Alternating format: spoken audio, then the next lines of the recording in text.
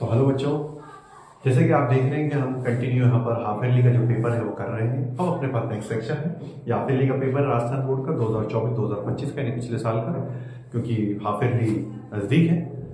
तो यहाँ देखिए हमारे पास सेक्शन बी हम कर रहे हैं।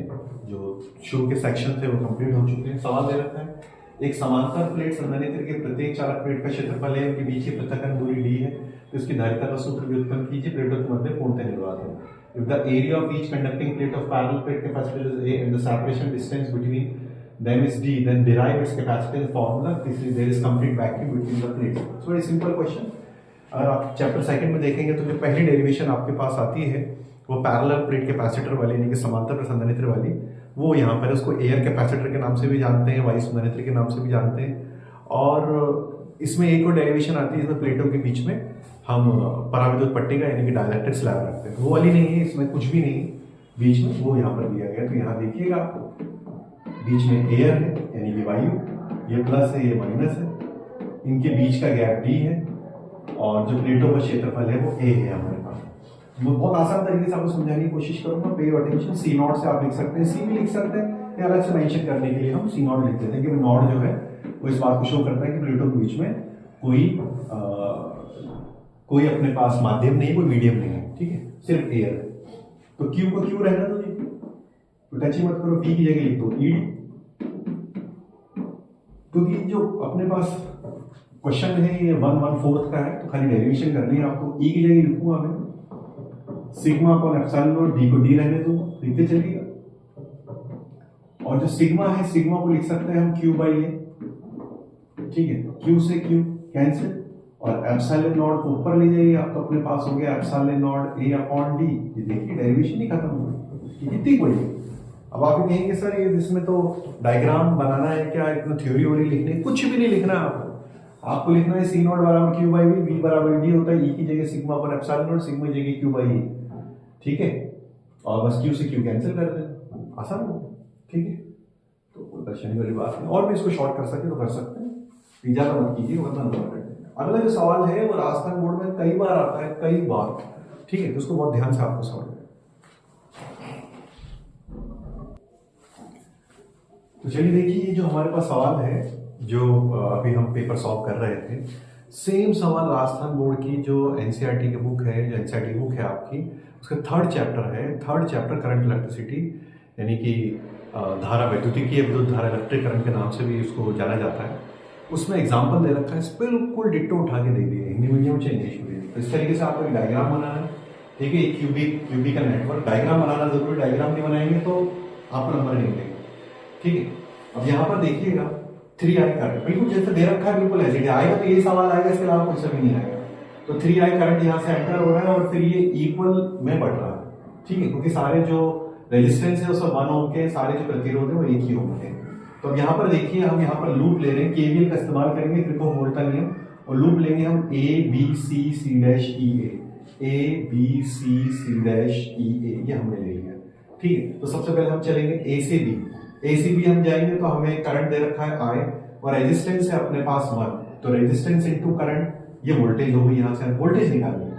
फिर बी से सी के बीच में वोल्टेज निकालनी है, तो करंट दे रखा है I/2, रेजिस्टेंस है 1, तो 1 इंटू I/2। फिर सी से सी डैश में गए, करंट दे रखा है I, रेजिस्टेंस दे रखा है 1 इंटू I, और वोल्टेज दे रखी है 10, तो 5/2 सॉल्व कर दिया हमने, इक्वल टू 10। अब 10 को हमने E मान लिया कि बैटरी का वोल्टेज 10 है। अब आपसे रेजिस्टेंस पूछ रहा है, रेजिस्टेंस है total voltage upon total current, Hindi medium में तो कुल वोल्ट का पता, कुल धारा, कुल वोल्ट का है E, कुल धारा अपने पास 3I, जैसे कि डायग्राम में यहाँ पर मेंशन किया हुआ है। तो E की जगह लिख दिया 5/2I, और 3I की जगह 3I, I से I कैंसिल कर दिया, तो अपने पास हो गया 5/6 हो, बस खत्म, कुछ ही नहीं है इसमें, तो बहुत आसान है। तो डायग्राम आपको याद रखना है कि डायग्राम कैसे बन रहा है, क्यूबिकल नेटवर्क आपको बनाना है, क्यूब बनाना है, और वो कह रहा है डायगोनली अपोजिट, विकर्ण तय सम्मुख, तो ये विकर्ण तय सम्मुख है, इनके बीच में आपको ये वायर जोड़ना है, ऐसे जोड़ के आपको, और ऐसे जोड़ के फिर आपने ही सर्किट जो है वो कंप्लीट कर दिया। कंप्लीट करने के बाद आपने डेरिवेशन कर दी, वो सवाल सॉल्व कर दिया।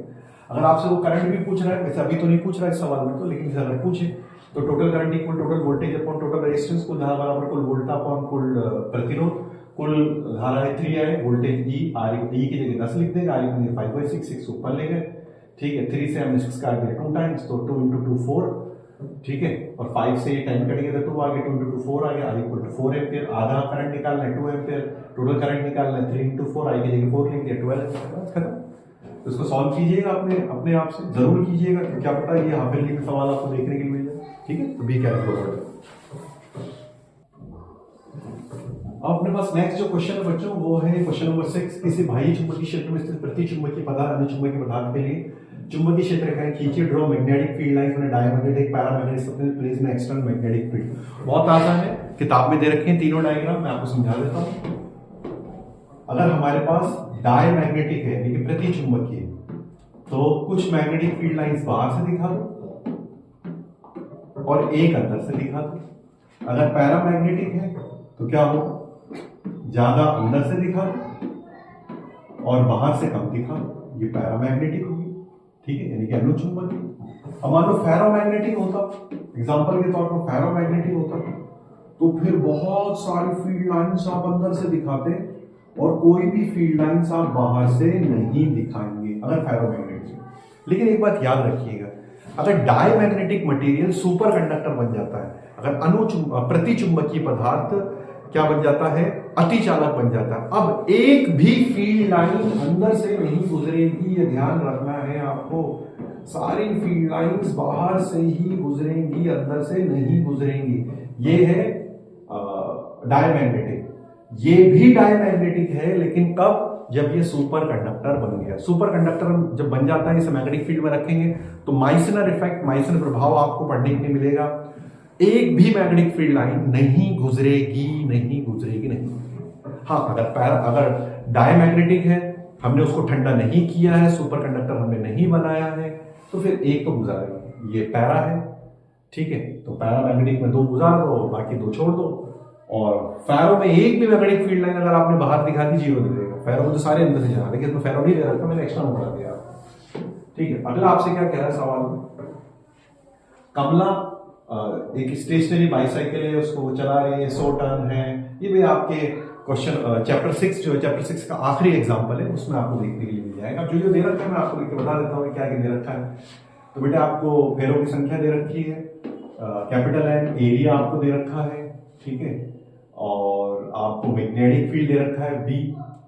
ठीक है, वो आपको दे रहा है। हिंदी इंग्लिश मीडियम में तो सेम ही, कुछ नई चीज तो है नहीं, सिर्फ लैंग्वेज का फर्क होता है। तो आपसे क्या कह रहा है, मैक्सिमम वोल्टेज आपको बताना है, यानी कि अधिकतम वोल्टेज निकालनी है। तो ई मैक्स या ई नॉट भी लिख सकते हैं, वो होता है अपने पास एन बी ए ओमेगा। तो एन दे रखा है आपको 100 और बी दे रखा है 0.1। ठीक है, 0.01 एरिया दे रखा है 0.10। ठीक है, और ओमेगा आपसे पूछ रहा, तो क्या कह रहा था, coil rotates at half a revolution पर सेकंड। तो आधा रेवोल्यूशन ही चल रही है ना, आधा रेवोल्यूशन हो, आधा ओमेगा निकालना है। ठीक है, तो वो हम यहां पर देखेंगे, समझेंगे उस चीज को। हाँ, तो देखिए यहां पर ये जो ओमेगा है, इस ओमेगा की जगह लिखेंगे हम 2πf और f की जगह लिखेंगे 1/2। तो 2 से 2 कैंसिल हो जाएगा, तो अपने पास यहां पर खाली क्या बचेगा, पाई। और पाई को लिख सकते हैं 3.14। दोबारा देख लीजिए, समझने की कोशिश कीजिएगा। वो कह रहा है हाफ रेवोल्यूशन पर सेकंड, यानी कुंडली प्रति सेकंड आधा चक्कर कर पाती है, सिर्फ आधा कर पाती है। तो हमारे पास यहाँ पर क्या है, हमारे पास यहाँ पर है एफ का एक फॉर्मूला होता है, फ्रीक्वेंसी का फॉर्मूला होता है total number of revolution upon total time, यानी कुल चक्करों की संख्या बटा कुल समय। तो चक्कर कितना लगा रहा है, एक, आधा चक्कर लगा रहा है, सॉरी आधा चक्कर लगा रहा है, कितने सेकंड में, 1 सेकंड। तो टाइम नीचे आ गया तो टाइम हो गया, यानी कि समय, ये नंबर ऑफ रेवोल्यूशन। तो एफ ये 1/2 तो 1 ही हो गया, हाफ ही हो गया। ठीक है, तो हाफ आएगा, इसलिए मैंने एफ की जगह हाफ लिख दिया। 2 से 2 कैंसिल हो, खाली पाई बच गया। अब इसको सॉल्व कर लीजिए आप ये देखेंगे डेसिमल हटते नीचे 100 आ जाएगा, 100 से 100 तो कैंसिल हो गया, उधर आ गया 3.14। ठीक है, तो अपने पास यहाँ पर हो जाएगा 10 इंटू 314, यानी कि 314 को 10 से मल्टीप्लाई कराएंगे तो 3040। ठीक है, अब देखो 2 डेसिमल इसके, 2 डेसिमल 4 लगेंगे, 1 2 3 4, तो अपने पास आंसर आ जाएगा 0.31 वोल्ट या 4 वोल्ट। यह आंसर आपको देखने को मिलेगा। ध्यान समझ लीजिएगा, ई मैक्स बराबर ई नॉट बराबर एन पी ओमेगा, एन की जगह 100 हो गया, बी की जगह 0.01 हो गया, ए की जगह 0.10 हो गया। ठीक है, यहाँ से हमने डेसिमल हटाया तो नीचे 100 आ गया, 100 कैंसिल हो गया, डेसिमल हटा के नीचे 100 आ गया, इसका भी 100 आ गया, मल्टीप्लाई कराया 3140 आ गया। फिर 3140 में हमने डिवाइड किसका किया है 10,000 तक, अपने पास आया 0.314, ये अपने पास आंसर आएगा। आप जब इसको क्लियर लिख देता हूँ 0.314 वोल्ट, ये आंसर देखेंगे। फिर नेक्स्ट है अपने पास कि परिनालिका में संचित चुंबकीय ऊर्जा का व्यंजक परिनालिका के चुंबकीय क्षेत्र बी, क्षेत्रफल ए और लंबाई एल के पदों में ज्ञात कीजिए। Obtain the expression for the magnetic energy stored in a solenoid in terms of magnetic field B, area A, length of L solenoid. तो यहाँ देखो आपको ध्यान समझ लेना है कि ये चैप्टर 6 का एग्जाम्पल है। आई थिंक ये सेकंड लास्ट एग्जाम्पल होना चाहिए, मतलब लास्ट के 3 एग्जाम्पल में से एक होना चाहिए, क्योंकि एक तो लास्ट वाला था, कमला वाला था, वो तो कंफर्म है। ठीक है, तो इससे पहले 2 जो एग्जाम्पल में से एक ही है 100%। ठीक है, और ये सीबीएसई बोर्ड में भी आता है। तो देखो हमारे पास जो फॉर्मूला होता है यूबी का, यूबी बराबर अपने पास होता है b²/2 म्यू नॉट। ठीक है, ये फॉर्मूला होता है। तो वो एक्चुअल में ये फॉर्मूला निकलवा रहा है आपसे कि ये फॉर्मूला आप निकाल के दो कि ये फॉर्मूला कैसे आया है।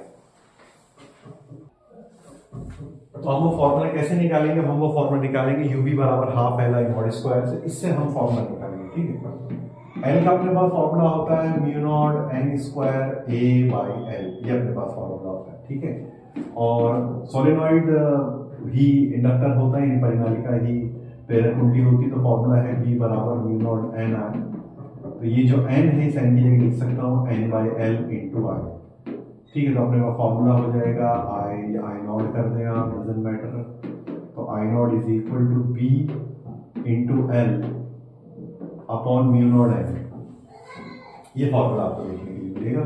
तो ये आई नॉट है, आई नॉट की वैल्यू यहाँ रख देंगे और एल की वैल्यू दे रखी, तो सारी वैल्यू रख देते हैं। चलिए देखते हैं क्या आंसर आता है। तो हाफ को हाफ रहने दें, एल की जगह लिख देंगे mu naught N square A by L.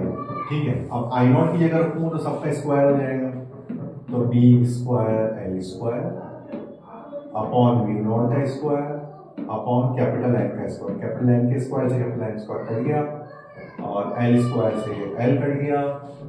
ठीक है, म्यू नॉट से म्यू नॉट का स्क्वायर कट गया। तो आपके पास यहाँ पर फॉर्मूला आ रहा है हाफ आ गया, ऊपर क्या बचेगा बी स्क्वायर ए इंटू एल और डिवाइडेड बाय म्यू नॉट। अब ये वॉल्यूम बन गया, आंसर तो यही खत्म हो गया। ठीक है, ये वॉल्यूम बन गया। तो वॉल्यूम बन गया, अगर हम पर यूनिट वॉल्यूम में देखेंगे तो एल गायब हो जाएगा और जो फॉर्मूला था वो आ जाएगा। यहाँ तक भी जोड़ेगा आपको पूरे नंबर। फिर आगे देखिएगा, उन विद्युत चुंबकीय तरंगों का नाम लिखिए जो मांसपेशी खिंचाव को दूर करने में सहायक है, जल शोधन में जीवाणु मारने में उपयोगी होती है। Right the names of those electromagnetic waves help in removing muscle strain, useful in water purification by killing bacteria. It's very simple. ये तो है इंफ्रारेड और ये है यूवी, यानी ये तो हो गए अवरक्त और ये अपने पास हो गई यूवी। ठीक है, याद रखिएगा। आगे दे रखा है आपको अगला, एक छोटी दूरबीन के अभिदृश्यक और नेत्रिका की क्षमताएं 3D एवं 27D है। दूरबीन की आवर्धन क्षमता आपको याद करना है। Small telescope has the powers of objective and eyepiece और 3D and 27D respectively. Calculate the magnifying power of telescope. देखिए यहाँ पर जो मैग्नीफाइंग पावर है हमारे पास, मैग्नीफाइंग पावर यानी कैपिटल है, उसका फॉर्मूला होता है F not upon F E. Minus में होता है, आप चाहे तो उसको माइनस को इग्नोर भी कर सकते हैं। तो एफ नॉट की जगह 1 upon P not, F E की जगह 1 अपॉन पी, तो अपने पास हो जाएगा P E upon P not. और पी ई कितना दे रखा है 27D, पी नॉट कितना दे रखा है 3D, तो D से D कैंसिल हो गया। तो मेरे हिसाब से तो आंसर आ गया 9 यूनिट लेंस। कितना सिंपल दिख गया। F not upon F E, F not की जगह 1 upon P not, F E की जगह 1 अपॉन पी। इसको रेसिप्रोकल डायरेक्ट लिख सकते हैं आप, ये लिखने की जरूरत नहीं, आप डायरेक्ट लिख दीजिए तो भी काम हो जाएगा। ठीक है, फिर नेक्स्ट है right definition of diffraction of light. Word diffraction of light, bending of light rays due to the sharp edges और corners of the obstacle present in the path of the light ray. प्रकाश किरण के मार्ग में जो अवरोधक या द्वारक है उसकी तीक्ष्ण किनारों से प्रकाश किरणों का जो फैलना है, उनका जो मुड़ना है, दैट्स कॉल्ड डिफ्रैक्शन। ठीक है, ध्यान रखिएगा आप डेफिनेशन। फिर आगे बढ़ जाते हैं।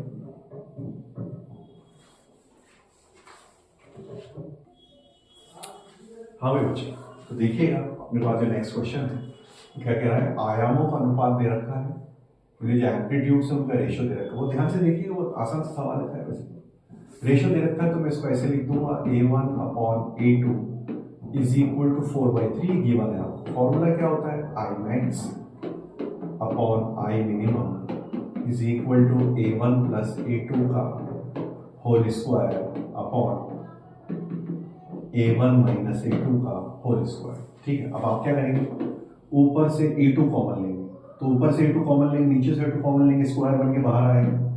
अपने पास हो गया A1 अपॉन A2 की power plus 1, A1 upon A2 plus 1 का होल स्क्वायर, और नीचे हो जाएगा A1 अपॉन A2 माइनस 1 का होल स्क्वायर। वो ध्यान से करिएगा, अपने हाथ से आप उसको सॉल्व करने की कोशिश कीजिएगा।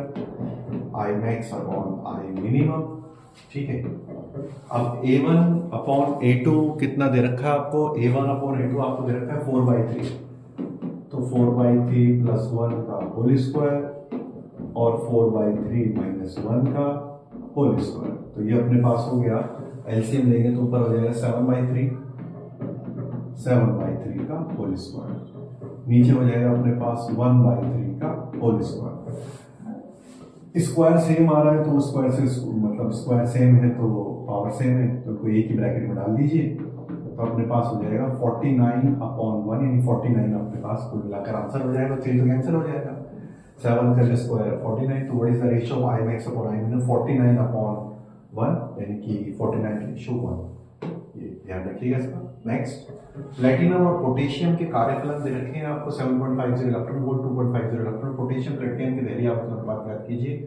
The work function of platinum and potassium are 7.50 electron volt and 2.50 electron respectively. Find the ratio of threshold frequencies of potassium and platinum. तो यहाँ देखिएगा अपने पास फॉर्मूला है W0 बराबर H न्यू नॉट। तो एक तो दे रखा है आपको प्लेटिनम, तो मैं PT लिख देता हूँ। एक दे रखा है पोटेशियम, पोटेशियम को हम K से लिखते हैं, तो मैं रेशियो निकालूंगा तो H से H तो कैंसिल ही हो जाएगा।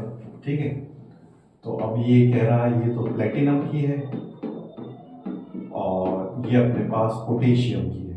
ठीक है, तो प्लेटिनम की जगह लिख दूंगा 7.50 और पोटेशियम की जगह 2.50। डेसिमल से डेसिमल कैंसिल हो गया, 0 से 0 कैंसिल हो गया, तो मेरे हिसाब से तो आंसर आ जाएगा 3/1। ये प्लेटिनम की थ्रेशोल्ड फ्रीक्वेंसी और ये पोटेशियम की थ्रेशोल्ड। तो करेक्ट आंसर इज 3:1, ये 3/1 तो याद रखना चाहिए। ठीक है, so don't forget the formula आप याद रखिएगा। Next question it's very simple, ये कई बार आसान पूछा जाता है। परमाणु के बोर के परमाणु प्रतिरूप की 2 सीमाएं लेके write two limitations of Bohr's atomic model. Rutherford वाला भी पूछता है, इट्स वेरी सिंपल। वैसे याद रख लो यार कि जो बोर है वो अपने सेकंड पोस्टुलेट को समझा नहीं पाया, bore could not explain it's on quantum postulate और क्वांटम कंडीशन समझा नहीं पाया सेकंड पोस्टुलेट को। और जो सेकंड है इसकी एप्लीकेबल ओनली टू हाइड्रोजन और हाइड्रोजन लाइक एटम्स, हाइड्रोजन या हाइड्रोजन जैसे परमाणुओं के लिए ही एप्लीकेबल और किसी के लिए एप्लीकेबल नहीं है। नेक्स्ट, नाभिकीय विखंडन और नाभिकीय संलयन में अंतर बताइए। Right, 2 difference between nuclear fission, nuclear fusion. ठीक है, फिजन में क्या होता है कि भारी नाभिक यानी हैवी न्यूक्लियस जो है 2 हल्के नाभिकों में टूटता है। मिड रेंज मास न्यूक्लियर मध्यवर्ती द्रव्यमान नाभिक में टूटता है, एक तो ये हो गया। फ्यूजन में क्या होता है, फ्यूजन का पहला कि 2 हल्के जुड़ते हैं जिनके मास नंबर 10 से कम होते हैं, तो जिनके द्रव्यमान संख्या 10 से कम होते हैं वो जुड़ के भारी नाभिक बनाते हैं। तो डिफरेंस हो गया। फिजन में यानी कि विखंडन में बड़ा जो है वो 2 छोटे में टूटेगा, ये ज्यादा में टूट जाएगा। और जो फ्यूजन है, जो संलयन है, उसमें 2 हल्के जुड़ेंगे या 2 या उससे ज्यादा हल्के जुड़ेंगे, जुड़कर भारी नाभिक बनाएंगे यानी कि हैवी न्यूक्लियस बनेंगे। दोनों में क्या होता है, जो भी हमें लास्ट प्रोडक्ट मिलता है वो मिड रेंज मास न्यूक्लियाई यानी कि मध्यवर्ती द्रव्यमान संख्या के साथ ही मिलता है, उसी तरफ मिलेगा क्योंकि वो ज्यादा स्थायी होते हैं, उनकी परपेंडिकुलर बाइंडिंग एनर्जी प्रतिबंधन ऊर्जा ज्यादा होती है, तो स्टेबिलिटी ज्यादा होती है। दूसरा जो है अपने पास जो फिजन है वो धरती पर भी पॉसिबल है और फ्यूजन जो है वो धरती पर पॉसिबल है। ठीक है, या बिना फिजन के फ्यूजन पॉसिबल, ये भी आप कह सकते हैं। ये भी कह सकते हैं आपकी फिजन के लिए हमें टेम्परेचर हाई नहीं चाहिए, फ्यूजन के लिए हमें हाई टेम्परेचर चाहिए। तो जो भी आपको दो अच्छे लगे वो आप कर लीजिए, ठीक है। तो देखिएगा अब हम यहाँ पर सेक्शन सी पर पहुंच गए हैं और ये बहुत ही इंपॉर्टेंट सेक्शन है जो हम पढ़ेंगे यहाँ पर। तो wait for the next video, अगले वीडियो के लिए आप वेट कीजिएगा। सारी डेरिवेशन मैं आपको सॉल्व करके बताऊंगा और मेरे चैनल को सब्सक्राइब कीजिए, लाइक कीजिए और थैंक यू वेरी मच।